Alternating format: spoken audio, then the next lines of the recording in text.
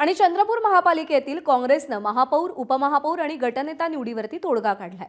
काल राजेश अडूर यांची गटनेते म्हणून निवड करण्यात आली आहे। मात्र नियमाप्रमाणे विभागीय आयुक्तांसमोर काँग्रेसची अजून गटनोंदणी झालेली नाही।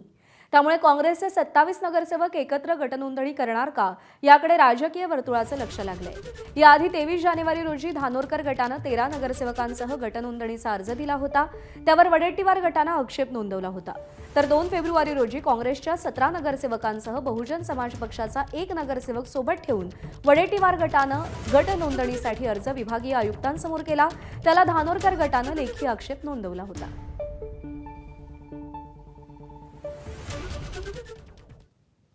चंद्रपुरात कोणालाही स्पष्ट बहुमत नाही, त्यामुळे सगळे पक्ष आपल्या महापौराच्या निवडीसाठी प्रयत्न करतायत। आता सगळं काही नगरसेवकांवर अवलंबून असल्याचं भाजप नेते आणि गृहराज्यमंत्री पंकज भोयर म्हणाले।